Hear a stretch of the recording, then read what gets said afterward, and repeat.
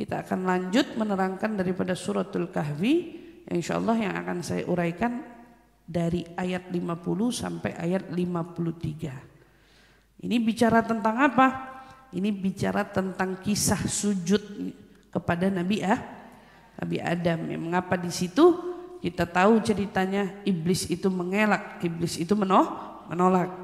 Dan kita ingin merenung di balik hikmah atas peristiwa kejadian ini. Baik, sama-sama kita baca daripada ayat 50 sampai ayat 53. A'udzu billahi minasyaitonir rajim. Bismillahirrahmanirrahim. وَإِذْ قُلْنَا لِلْمَلَائِكَةِ اسْجُدُوا لِآدَمَ فَسَجَدُوا إِلَّا إِبْلِيسَ كَانَ مِنَ الْجِنِّ فَفَسَقَ عَنْ أَمْرِ رَبِّهِ أَفَتَتَّخِذُونَهُ وَذُرِّيَّتَهُ أَوْلِيَاءَ مِنْ دُونِي وَهُمْ لَكُمْ عَدُوٌّ بِئْسَ لِلظَّالِمِينَ بَدَلًا ما أشهدتهم خلق السماوات والأرض ولا خلق أنفسهم وما كنت متخذ المضلين عددا ويوم يقول نادوا شركائي الذين زعمتم فدعوهم فلم يستجيبوا لهم وجعلنا بينهم موبقا ورأى المجرمون النار فظنوا أنهم مواقعوها ولم يجدوا عنها مصرفا صدق الله العظيم. Alhamdulillah, setelah Allah uraikan kepada kita akan kebesaran dan keagungan yang Allah Subhanahu wa taala tunjukkan kepada kita akan kekuasaannya, maka di sini kita akan dapati bahwa Allah di dalam Al-Qur'an itu seringkali mengulang-ulang tentang kisahnya iblis yang dilaknat, kisahnya syaitan. Kenapa Allah ulang-ulang? Agar kita itu selalu menemukan lagi alarm waspadanya. Jadi kadang Allah ulang-ulang. Di antara diulang-ulang kan kalau Allah kisah ada yang diulang-ulang, ini bentuk keagungan, bentuk kemuliaan. Tapi kalau kisahnya iblis yang diulang-ulang, keadaan iblis yang diulang-ulang, itu agar kita tahu betapa kita perlu waspada dengan kisahnya. Betapa kita perlu waspada dengan tipu dayanya. Betapa kita perlu sadar bahwa iblis ini akan ada memang di sekitaran kita. Kenapa? Maka kalau kita baca ayatnya di awal, wa idz qulna lil malaikati isjudu li adama fasajadu illa iblis. Kita lihat dan kata Allah, ingat pada saat kami apa? Berfirman kepada para malaikat. Artinya saat kami berikan titah kepada para malaikat untuk minta apa? Sujudlah kamu kepada Adam. Semuanya sujud, malaikat sujud, semua sujud, illa iblis. Yang enggak mau sujud cuman iblis. Iblis membangkang, iblis memilih menolak, iblis memilih durhaka. Nah, di sini perlu kita garis bawahi, di sini juga kita temukan ada perbedaan antara iblis dengan malaikat. Jadi di sini kita bisa simpulin, iblis bukan malaikat. Iblis bukan malaikat. Malaikat, iblis. Ya, gitu ya. Dengan kesombongannya iblis kan, dia sombong, dia merasa dirinya lebih mulia, dia ngerasa dirinya itu lebih berharga, padahal ibaratnya itu hanya kesombongan-kesombongan yang dianggap olehnya aja. Usjudu li Adam, kata Allah, sujudlah kamu kepada Adam. Padahal kan kalau dilihat dari konteks ini ya, malaikat itu enggak sujud sama Adamnya, tapi malaikat itu menjalankan perintah Tuhannya. Karena yang nyuruh sujud siapa? Bukan Nabi Adam yang nyuruh sujudlah kamu kepada saya. Ini kan konteks yang berbeda. Jadi kalau Adam muncul pertanyaan, loh kenapa disuruh sujudnya sama manusia? Umpamanya gitu. Loh kenapa disuruh sama Adam? Di situ Allah menguji keloyalan makhluknya. Siapa nih yang loyal? Dan di situ juga ada hikmahnya. Hikmahnya apa? Allah mau kasih tahu kita bahwa malaikat dengan jin itu beda sifat. Ya, biar kita belajar. Malaikat sama iblis beda sifat. Kalau malaikat disuruh patuh, kalau iblis disuruh bangkang. Makanya kita suka ketemu, ya Allah ada orang baiknya kayak malaikat. Dan ada juga kata-kata, ya Allah nih orang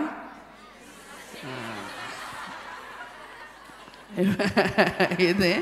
Ada orang jahatnya sampai kayak tarafnya sampai kayak iblis gitu, ibaratnya saking ininya, masya Allah ya. Nah, makanya ibu hati-hati, jangan suka anak siapa sih sama anak setan nih, jangan suka ngomong begitu sama anaknya ya. Kalau anaknya setan, ibunya iblis, berarti ibunya ibu setan ya.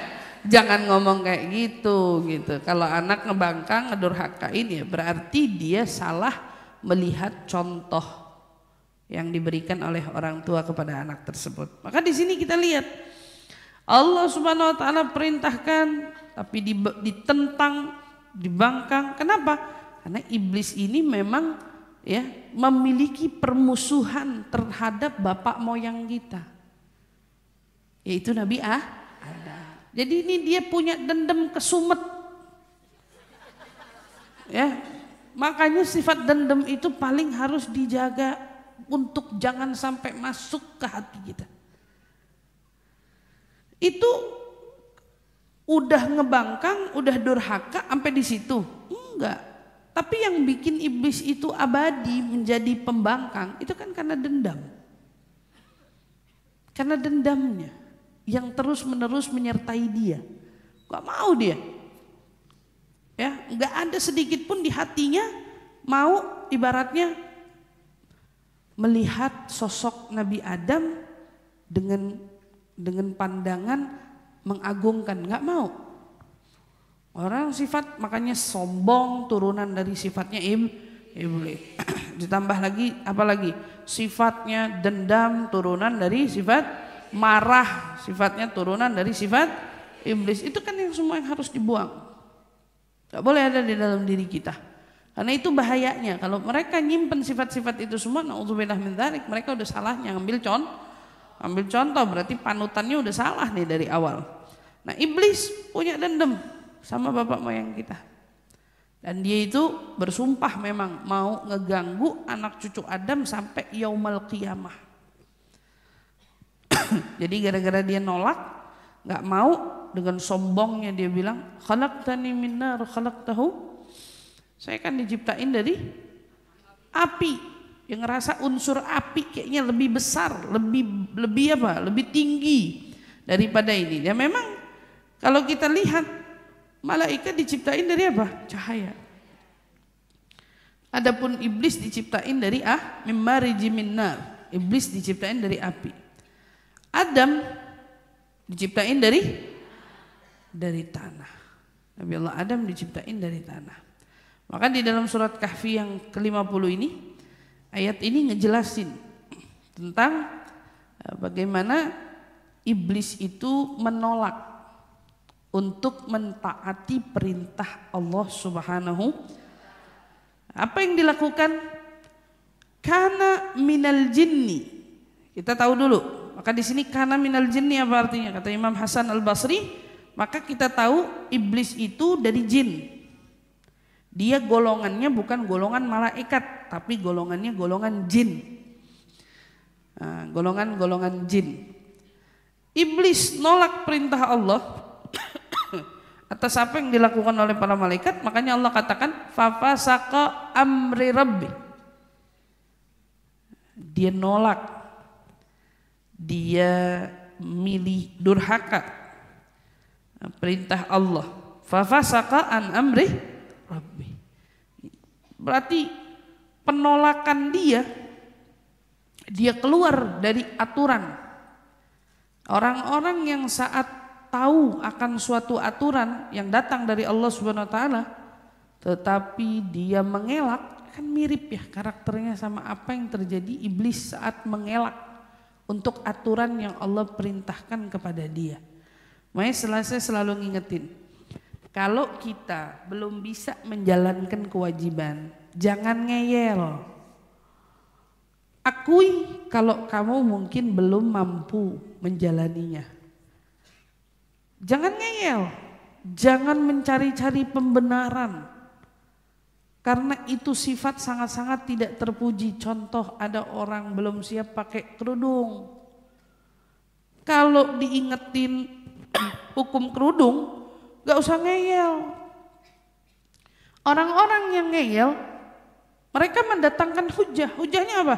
Kerudung itu budaya Arab, kerudung itu tidak wajib, kerudung ini mereka mencari hujah. Ngapain nyari hujah? Ngapain nyari pembelaan?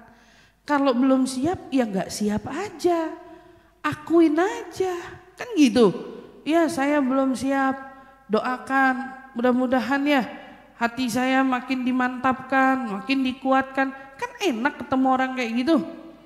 Artinya dia menyadari kekurangannya dan kelemahannya, ketimbang malah ngeyel, nyari hujah, nganggep kerudung itu budaya Arab, kerudung itu, aduh, gimana? Itu benar jelas-jelas salah, nggak ada hujah. Mau ngomong apa? Hukum ya hukum. Misal contoh, ada orang udah tahu sholat subuh itu wajib, kelemahannya susah bangun, betul apa enggak? Jangan ngeyel dengan bilang, lagi kenapa sih perintah sholat adanya subuh? Ini kan orang ngeyel. Kenapa orang udah tahu subuh waktunya tidur? Kan gitu. Bahasa orang ngeyel kan yang jawab kayak gitu. Udah tahu disuruh. Seperti itu juga lah kurang lebihnya. Kamu iblis udah tahu disuruh. Dan Allah ingin ngingetin sama kita. Nih, kebanyakan dari manusia-manusia membangkang, menentang. Terkadang mereka-mereka itu lupa. Ya. Nah, jadi kalau kita ditanya iblis dari mana? Bangsa jin. Sementara malaikat di malaikat, dia bangsanya di malaikat. Enggak sama. Dari sisi karakter pun enggak sama. Walau kita tahu iblis unggul dalam ibadahnya. Nah, kata tidak ada satu jengkal pun yang dia surga kecuali sudah pernah kena dahinya iblis. Ternyata di sini kita belajar poin menjadi hamba Allah itu bukan tentang paling banyak-banyaknya taat. Poin menjadi hambanya Allah seberapa patuh kamu dalam mentaati perintahnya. Seberapa patuh. Dan itulah kenapa malaikat itu mendapatkan sifat yang mana sifatnya itu mereka menjalankan perintah yang Allah perintahkan kepadanya dan tidak pernah sekalipun bermaksiat kepadanya. Itu kan malaikat. Jadi waktu Allah suruh yang satu sujud sampai hari kiamat gak bangun-bangun. Yang satu disuruh ruku sampai hari kiamat gak bangun-bangun. Ini cuman disuruh sujud sama Adam, malah berargumen. Kenapa suruh saya sujud sama Adam? Adam kan orang yang suka ngajak debat, jidal, kalau diperintah itu ya, suka banyak. Ibu seneng gak? Ada anak disuruh, nah nanti tolong ya matiin kompor gas gitu kan, tinggal bilang oke. Tinggal bilang oke kan? Tapi diputer-puter emaknya. Emang kenapa harus dimatiin jam segitu? Emang gak ada yang lain apa? Mama emang mau kemana? Mama ribet gak ketemu yang begitu? Ribet. Gitu. Ya rasanya tinggal matiin doang gitu. Tapi banyak banget alasan, banyak banget nanya balik, kita nggak demen. Segitunya anak. Iya kan? Coba kalau kita ganti, yang nanya dia yang kita bayar upahnya, pembantu. Nanti jangan lupa ya, kalau udah selesai itu piring tolong dicuci. Emang kenapa, Bu? Gimana responnya? Responnya gimana? Padahal cuma nanti kalau udah tolong piringnya dicuci, lampunya dimatiin gitu. Pertanyaan muncul dari yang disuruh. Emang kenapa, Bu, piringnya harus dicuci? Kalau besok aja nyucinya gimana? Nah, berarti kan nawar kan? Kalau besok aja nyucinya gimana? Emang kenapa harus matiin lampu? Segitu ngaruhnya apa sama listrik? Apa yang sedang diargumenkan itu remeh-temeh. Kalau kita patuh, kita cuma tinggal bilang iya, oke. Cuci oke. Tapi memang sifat tunduk itu susah. Ya kan? Sifat tunduk itu susah. Itu yang perlu kita jaga. Allah Subhanahu wa taala berikan potret daripada gambaran pembangkangan iblis. Afatattakhidunahu wa dzurriyyatahu awliya min duni wa hum lakum adu. Nah, sekarang Allah ngajak kita renungan. Kata Allah, kamu sudah tahu seberapa membangkangnya iblis ini, mendurhakainya aku sedemikian rupanya. Pantas enggak kalau kamu jadiin dia atau keturunannya, keturunan iblis nih yang sekarang tersebar di dunia kita, ya, menjadi apa? Menjadi pelindung bagi kita. Yani Allah Subhanahu wa taala seolah ingin, kok kamu bisa taat sih sama ajakan iblis? Padahal kamu tahu dia itu musuhmu. Padahal kamu tahu dia itu siapa. Kenapa kamu bisa taat sama dia dan tentara-tentaranya? Tentara-tentaranya iblis. Kenapa kamu bisa mau ngikut, berlindung, minta pertolongan, patuh sama iblis sama keturunan? Jadi iblis disebut ada keturunan. Iblis punya keturunan. Berarti iblis punya anak, cucu, cicit. Saking banyaknya, seperti apa beranak pinaknya? Iblis itu kayak bertelur. Ada sebuah hadis Nabi SAW yang memang ngingetin kita kalau iblis itu badus syaitan. Di mana tempatnya setan menetas telurnya? Di pasar. Iya, di pasar. Bukan mall aja, pasar juga. Pokoknya semua, mau pasar, mau mall, di situ tempat setan menetas. Sampai dikasih gitu, setan menetasnya di situ. Masya Allah, baik-baik makanya. Ya, baik-baik. Tau dia netes di tas ente, netes di dompet ente. Dia netes, bayangin, dia netesnya di pasar. Lagi sekarang nih, lagi getol-getolnya nih. Saking lagi pada dikunciin sama Allah, nggak ada ibaratnya. Cuman ya gitu, Allah bilang, afatattakhidunahu wa dzurriyyatahu awliya min duni wa hum lakum adu.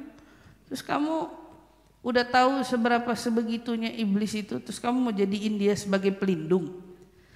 Min duni, kata Allah, selain aku. Kok kita jadi kayak lebih ngikutin dia, maksudnya Allah. Kok kamu jadi lebih mentaati dia, atau kamu lebih mengkhawatirkan hal ihwal yang ditakut-takuti oleh dia, bukan aku, kata Allah. Kenapa begitu? Kamu lebih tergiur atau mungkin lebih berpikir, kalau kita anggap hal kecil, orang takut rezekinya sampai akhirnya mau nggak mau rela melakukan apa yang Allah larang kepadanya. Ini kan bujuk rayu siapa? Syaitan yang berhasil merusak pikirannya, merusak keyakinannya. Auzubillah min dzalik. Bi'sa lidh-dhalimina badala. Yang begini kata Allah seburuk-buruk pengganti Allah. Bagi siapa? Lidh-dhalimin, bagi orang-orang yang zalim. Orang-orang yang rugi, orang-orang seperti orang-orang kufar, wal munafiqin, orang-orang munafik. Ya, mereka menjadikan iblis sebagai penolongnya. Iblis sebagai penyelamatnya. Nauzubillah min dzalik. Dan sekarang itu sudah banyak pemuja-pemuja syaitan. Jadi syaitan dipuja. Makanya selalu diingetin. Lagu-lagu barat hari ini yang bagus-bagus, yang viral-viral. Ya, justru yang viral-viral loh. Hati-hati untuk kamu ikut-ikutan suka. Karena justru kadang-kadang lagu-lagu mereka yang viral-viral itu di dalamnya terdapat kata-kata yang artinya menunjukkan pemujaan kepada iblis. Kita nggak ngerti, kita nggak paham. Nauzubillah min dzalik, dan itu perlu dijaga. Dan memang itu akan kamu temukan. Dulu kita suka lihat kok ada broadcast orang-orang yang mengikut satanis artinya gitu. Iya kan? Itu semua ada. Bukannya nggak ada. Dan sudah dijelaskan. Orang-orang yang dideketin untuk menjadi pemuja-pemuja ini siapa? Anak-anak muda. Yang digandrungi itu anak-anak muda. Anak-anak muda, anak-anak yang galau. Anak-anak muda yang galau, yang nggak punya figur seorang ayah dalam hidupnya. Makanya ini diingetin buat para kaum ayah ya, para kaum bapak, betapa besar tanggung jawab mereka di dalam menjaga hal ihwal yang menyangkut akidah seorang anak. Makanya pesannya Allah di dalam Al-Qur'annya wasiat tentang la tusyrik billah inna syirki la zulmun azim. Itu diberi cuplikannya wasiatnya Sayyidina Luqman, wasiat seorang ayah kepada anak. Ya, walaupun ibu memiliki tanggung jawab di dalam pendidikan, sebagaimana hadis Nabi yang berbunyi ibu adalah sekolah pertama bagi anak, tapi pemantapan tauhid itu sumbernya dari bapak. Itu sumbernya dari bapak. Karena itu wasiat Sayyidina Luqman Allah hadirkan di dalam Al-Quran. Sayyidina Luqman seorang ayah yang memberi wasiat kepada seorang anak, ya bunayya la tusyrik billah inna syirki la zulmun azim. Ya, wahai anakku, yang anaknya masih kecil, karena diambil kata dengan bunayya, la tusyrik billah, jangan kau menyekutukan Allah, sungguhnya syirik itu adalah dosa yang teramat besar. Di situ wasiatnya bapak. Jadi dari sini kita bisa simpulin, bapak punya peran bukan hanya dalam mendidik, tapi menanamkan akidah. Saat seorang anak hilang figur bapak, maka mereka jadi buronannya syaitan. Mereka menjadi buronannya syaitan. Pertama, hilang figur bapak dulu. Dideketin sama syaitan. Yang cerita siapa? Yang sudah ikut, yang sudah gabung. Dan begitu mereka cerita. Nasallallahu salam wal afiyah. Ya Allah, dijaga. Seperti itu. Kita jagain hal ihwal tentang akidah ini sangat-sangat bi'sa lidh-dhalimina badala. Hari ini ada orang yang menggantikan Allah sebagai pelindungnya. Itu adalah seburuk-buruknya perbuatan, karena menggantikan Allah dengan yang tak sepatutnya digantikan.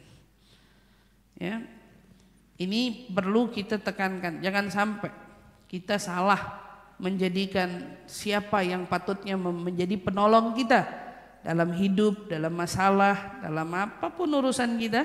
Allah adalah penolong kita. Kita udah pernah bahas pada yang ngaji Selasa, udah pernah kita terangin juga masalah itu. Jangan sampai salah menjadikan penolong dalam hidup kita, maka letakkan Allah yang nomor satu sebagai penolong kita semua. Nah, di situ Allah Subhanahu wa taala seolah meniadakan. Gak ada pertolongan itu kecuali dari saya. Kalau hari ini kamu menganggap mereka-mereka itu bisa menolongmu, ya mereka nolong kamu sampai di mana? Di dunia. Mereka nolong kamu di dunia. Mungkin hari ini yang beranggapan saya kurang harta, kurang rezeki, kalau nggak dikasih kerjaan ini saya nggak ada kerjaan. Kamu ketolong sebulan, 2 bulan, 3 bulan, setahun, 2 tahun, 3 tahun, dan terus mungkin berapa tahun. Apa yang jadi pertanyaannya? Siapa yang nolongin kita di akhirat? Maka nanti Allah jawab, ma asyhadtuhum khalqas samawati wal ardi wala khalqa anfusihim wa ma kuntum muttakhidhal mudillina aduda. Allah Subhanahu wa taala kemudian bilang, pada saat aku menciptakan langit bumi, aku tidak menghadirkan mereka, iblis, anak cucunya, kagak ikut-ikut dia. Emang ikut ciptain bumi, ikut ciptain langit? Nggak ada yang ikut. Sekarang mereka nggak ikut nyiptain bumi, langit, nyiptain kita, walau mereka nyiptain diri mereka sendiri. Mereka nyiptain dirinya sendiri, mereka diciptakan. Yani iblisnya itu sendiri mereka diciptakan. Wala khalqa anfusihim, mereka nggak ada tempat, diri mereka sendiri aja diciptakan. Tapi habis dari situ mereka nyesatin kita dengan menganggap bahwa seolah-olah kekuatan milik mereka. Sebenarnya jelas kan yang bodoh siapa? Jelas. Maka kita nauzubillah, bila mana mereka-mereka itu sampai ikut, ya manusia ini kalau sampai ikut menjadi pengikutnya iblis, lain, mereka ini orang-orang yang bodoh sejatinya. Kenapa bodoh? Bisa menjadi pengikut yang bahkan mereka sendiri ngaku-ngaku dirinya sebagai Tuhan, sebagai penguasa, tapi dirinya sendiri diciptain. Dirinya sendiri diciptain. No, gimana kita mau ibaratnya jadiin seseorang, kayak anggaplah seperti ini. Waktu Fir'aun ngaku ana rabbukumul a'la, saya Tuhan kalian yang paling tinggi. Lah Fir'aunnya lahir dari siapa? Fir'aun sakit aja manggil tabib, dokter, sembuhin saya. Begitu. Kalau pada masa itu orang-orang yang menjadi pengikutnya di zamannya Fir'aun pada masa itu bodoh. Bodoh nggak? Bodoh. Tapi mereka tersesatkan. Ada lagi yang bukan bodoh, mereka tertindas, tidak punya pilihan kecuali hanya mengaku menjadi hambanya. Tapi ada yang tetap kuat, mempertahankan akidahnya, walau mereka tertindas, walau mereka harus mendapatkan penyiksaan demi penyiksaan. Mereka orang-orang yang kuat, imannya kokoh. Disitulah kehebatan seorang Asiyah binti Muzahim, kehebatan seorang Masyitah menghadapi penindasan Fir'aun, kekejaman Fir'aun. Bani Israel umpamanya yang pada masa itu menjadi pengikutnya Nabi Musa, mereka ditindas, mereka takut, mereka semua habis. Tapi mereka semua pada saat itu lebih memilih mempertahankan keyakinannya. Mereka memilih mempertahankan keyakinan, tidak mau jadi pengikutnya syaitan, nggak mau ditipu daya oleh syaitan. Enggak. Kita hari ini dunia menindas kita, dunia menakut-nakuti kita. Kamu nanti susah, kamu nanti miskin, tua nggak punya masa jaminan tua, nanti kamu jadi hampa, nanti kamu jadi apa, saat tua kamu tidak punya ini, kamu akan begini. Siapa? Ini dunia. Yang ngomong aja siapa? Yang ngomongnya komputer, yang ngomong iklan. Dan kita bisa sebegitu gemeternya. Hebat nggak iblis? Gemeteran, ya Allah nanti saya tua gimana? Hah? Jaminan masa tua nggak punya, nanti saya tua gimana? Kebayang nanti tuanya, kebayang nanti kalau saya sebatang kara gimana? Nanti kalau saya salah jalan. salah keyakinan. Mereka salah di dalam meyakini, dan pada akhirnya Allah Subhanahu wa taala katakan kepada kita, wa ma kuntu muttakhidhal mudallina aduda. Ya. Allah tidak akan menjadikan iblis yang sesat-sesat ini, ya, yang menyesatkan bahkan sebagai penolong. Enggak bakal, kata Allah, saya jadiin mereka penolong kalian. Enggak akan. Jadi penolong kita satu-satunya Allah. Jaminan kita Allah.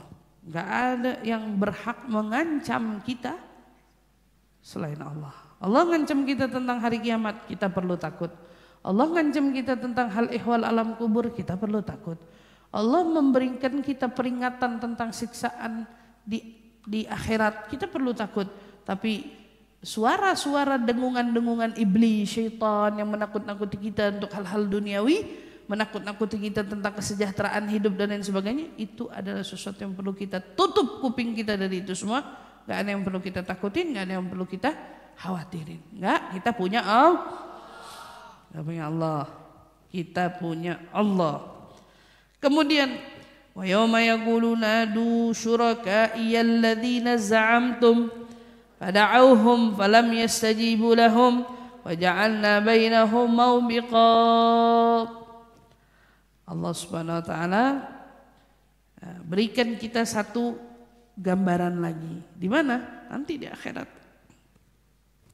Ingatlah pada hari nanti Allah menyuruh, panggil mereka yang dulu di dunia menjadikan iblis, syaitan sebagai sekutunya Allah,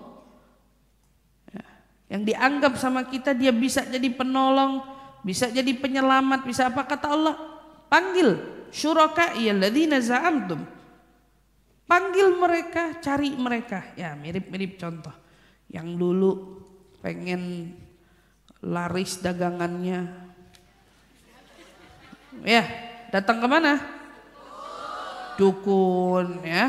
Itu kan syuraka'illah. Itu kan yang menyekutukan Allah kan?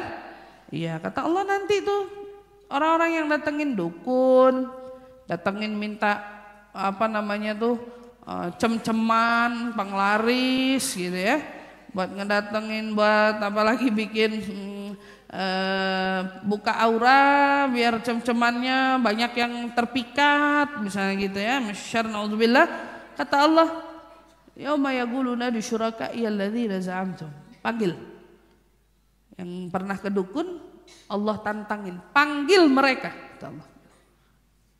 Panggil tuh orang-orang pinter yang kamu anggap pinter itu, panggil mereka yang kamu anggap itu selama kamu hidup di dunia ini mereka bisa jadi penolong kamu. Panggil, kata Allah. Hari kiamat Allah tantangin. Pas dikumpulin semua manusia di padang mahsyar, kata Allah, panggil mereka. Yang pernah beli ini, yang pernah beli itu, yang pernah na'udzubillah ya, susuk lah, apalah, semar mesem lah.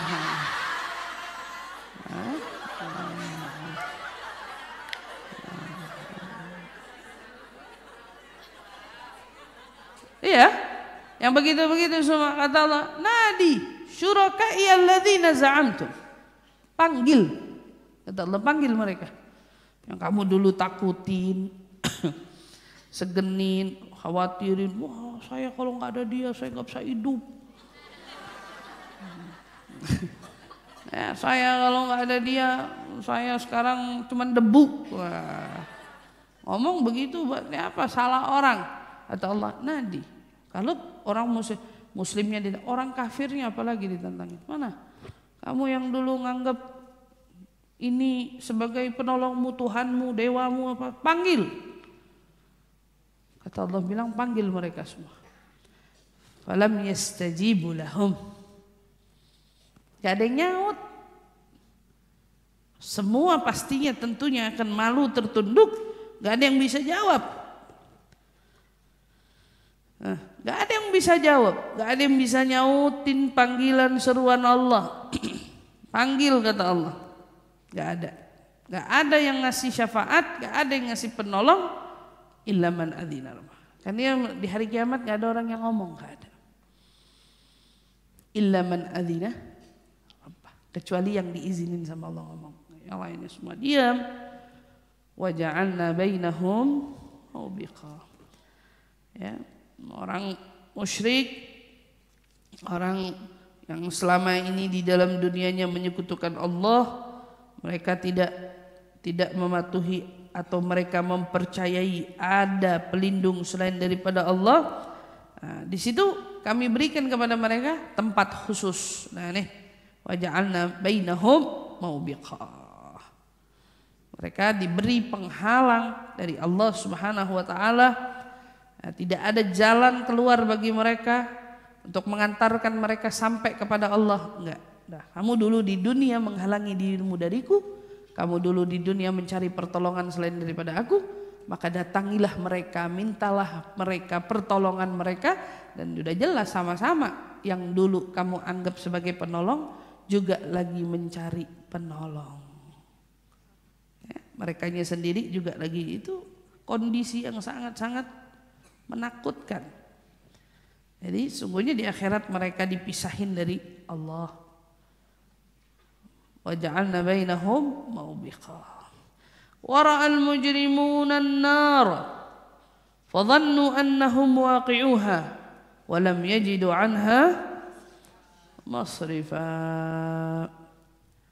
Dan di sini kita lihat sesungguhnya orang yang berdosa, ya, yang bermaksiat, yang melanggar, orang-orang berdosa itu diberi apa oleh Allah? Diberi penglihatan.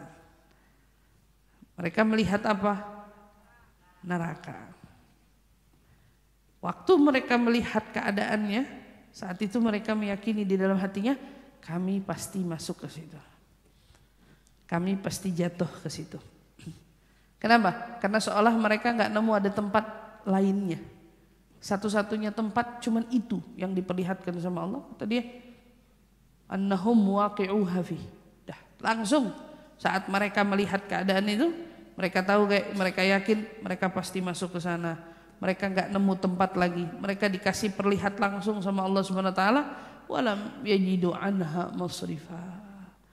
Enggak bisa kemana-mana lagi. Udah tempatnya cuma satu. Tempatnya cuma di situ. Kamu mau ngehindar kemana? Kamu mau lari kemana? Kamu yang dikasih lihat itu, ya udah kamu udah cuman di situ aja. Mereka cuman ketemu arah, ya udah satu arahnya. Kalau mungkin di dunia hari ini kita ngelihat, misal contoh, ada pilihan, orang mau hadir kajian, orang bisa pilih pergi ke tempat lain yang untuk tidak hadir kajian. Ada orang diajak sholat, dia bisa milih pergi ke tempat lain untuk mereka nggak sholat. Tapi permasalahannya, kalau kamu sudah bertemu dengan hari yang Allah janjikan itu, kamu gak bisa berpaling dan kamu tidak akan menemukan tempat selain dari tempat yang Allah tentukan bagimu. Gak ada. Kamu mau lari kemana, sudah tidak ada pintu untuk kamu buat dirimu bisa berpaling, menghindar. Ya udah, tempatmu di situ yang Allah tunjukkan, ya udah tempatnya di situ. Mereka semua akan hanya menuju arah di mana yang Allah arahkan mereka untuk berjalan. Nabi SAW bersabda dalam riwayatnya, innal kafir la yara jahannam. Sungguhnya ya, seorang kafir nanti saat melihat neraka, mereka langsung apa? Fayadhunnu annaha mawaqi'atuhu. Mereka langsung mengira ini tempat mereka. Sebelum mereka masuk. Sebelum mereka masuk, mereka udah tahu itu tempat saya. Orang kafir ini melihat neraka dari jauhan, itu tempat saya. Kapan mereka dikasih kelihatan sama Allah nerakanya? Dari apa? Allah katakan, Nabi SAW sampaikan, min masirah arba'ina sana. Dari jarak 40 tahun perjalanan, Allah sudah berikan mereka penglihatan. Hadza mau'iduka, itu tempatmu di sana. Nyampainya 40 tahun lagi jalannya, tapi Allah sudah kasih lihat tempatmu di sana. La ilaha illallah. Makanya minta keselamatan sama Allah, jaga diri kita Dan Allah Subhanahu wa taala, maka di dalam ayat yang kita uraikan 3 ayat ini Allah Subhanahu wa taala memuliakan Nabi Allah Adam, bapak kita semua, dan manusia. Sehingga apa? Kemuliaan manusia ini seolah-olah sampai tercerminkan dengan Allah perintah malaikat untuk bersujud kepada Adam. Sujud apa ini? Sujud ta'zim, penghormatan. Qila, sebagian mengatakan sujudnya malaikat kepada Nabi Allah Adam karena Nabi Allah Adam membawa cahayanya Nabi besar Muhammad sallallahu alaihi wasallam. Jadi bukan sujud nyembah, gak ada sujud nyembah, tapi sujud ta'zim. Allah berikan kepada kita gambaran bahwa malaikat itu sangat tunduk pada Allah, sementara iblis itu sangat membangkang. Itu jangan sampai punya sifat itu. Iblis yang ngebangkang, yang menolak, na'udzubillah min dzalik. Jauhin diri kita.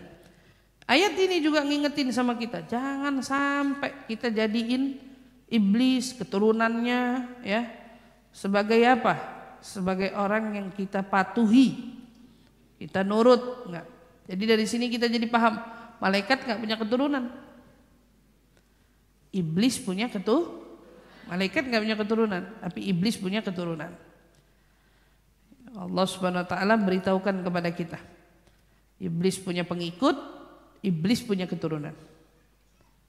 Ada pengikutnya iblis, ada. Bukan anaknya, dia anak manusia, tapi bisa jadi pengikutnya iblis. Iblis juga punya anak keturunannya dia. Sebagaimana Adam punya anak keturunan, iblis punya anak keturunan. Jadi yang musuhan iblis sama Nabi Adam. Dua-duanya punya keturunan. Subhanallah. Dendamnya dari dendam bapak moyang kita. Jangan sampai kesimpan sifat tersebut. Dan subhanallah ya, dosa pertama yang terjadi di muka bumi ini yang dilakukan oleh anak cucu Adam, hasud. Hasud. Dosanya Qabil yang hasud sama Habil. Hasud. Dari hasud kalau diurut-urutin lagi, dendam enggak? Karena dari saking marahnya sampai lupa diri, enggak terima dia.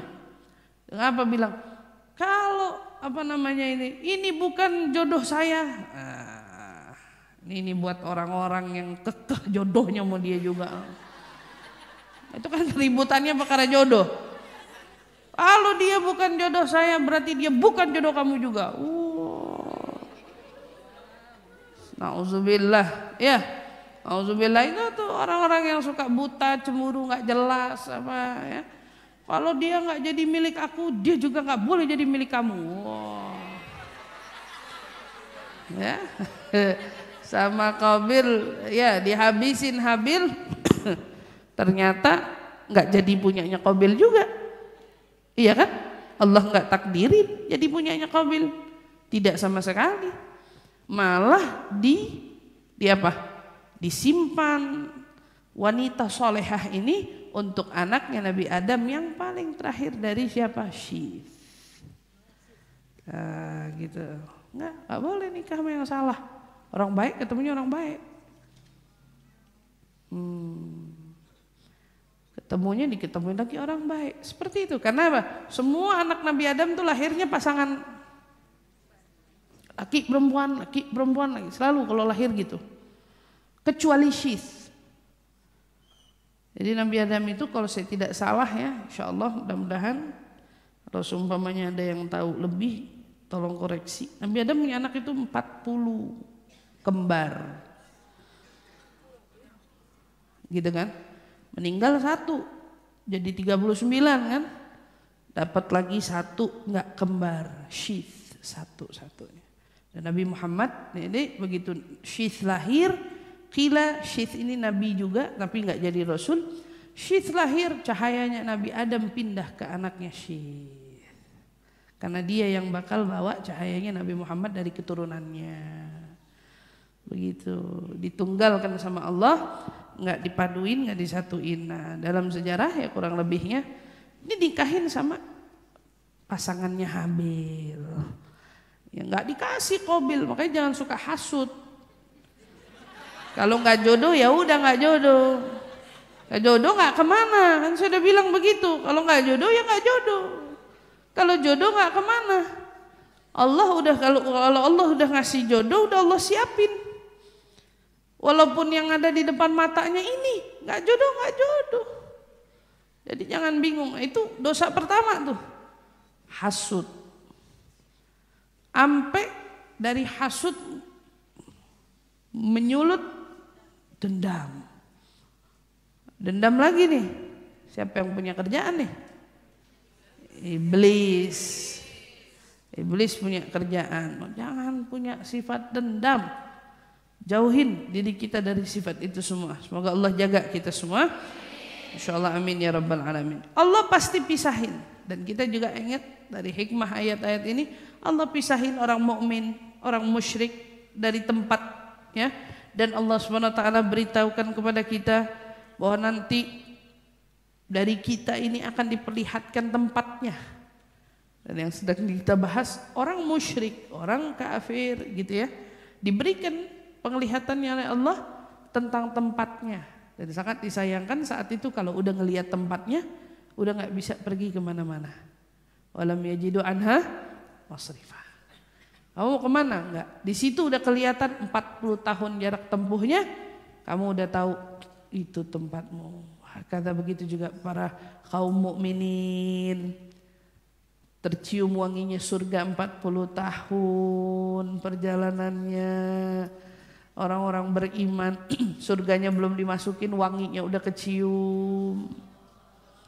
Begitu kan di Mi'raj kalau kita baca kisahnya, seperti itu keadaannya. Begitulah keadaannya orang-orang yang beriman, yang diberikan oleh Allah Subhanahu wa taala kenikmatan pada saat mereka diperlihatkan dunia surganya. Masya Allah, mereka terkejut-kejut melihat surga tersebut, sehingga mereka, ini surganya siapa ya Allah? Surgamu, kata Allah. Ya Allah tunjukin, Allah perlihatkan. Masya Allah, tabarakallah. Apalagi orang yang di hatinya menaruh maaf kepada saudaranya yang, jadi begitu qila dalam sebuah riwayat pada saat Allah adili antara dua orang yang berseteru saling menuntut. Jadi datang orang yang nuntut, ya Rab, dulu dia pernah lukain perasaan saya, dia pernah nyakitin hati saya, dia pernah dulu fitnah saya, atau mungkin dia ngadu minta keadilan Allah Subhanahu wa taala. Allah diadili, dipanggil yang dulu pernah nyakitin dia, dipanggil, dihadapin sama Allah Subhanahu wa taala.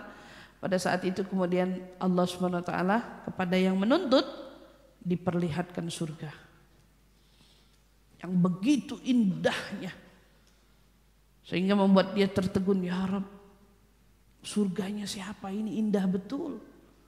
Surga yang sangat-sangat indah ini dikasih lihat sama Allah. Kata Allah bilang, ini surgamu ya bila kau maafkan saudaramu. Oh, udah ngelihat surga, lupa sama dendam, lupa sama sakit hati, lupa sama apa-apa, ya Allah udah saya maafin dia, asal kasih surga itu buat saya. Nah, jadi kita kalau dari sekarang disakitin sama orang, kan ini udah dikasih bocoran sama Nabi. Bayangin aja, ya, nggak ada dendam di hati, tapi ada surga buat kita, gitu. Yang Allah janjikan buat kita. Semoga Allah anugerahkan kita kenikmatan itu. Amin, amin, amin ya rabbal alamin.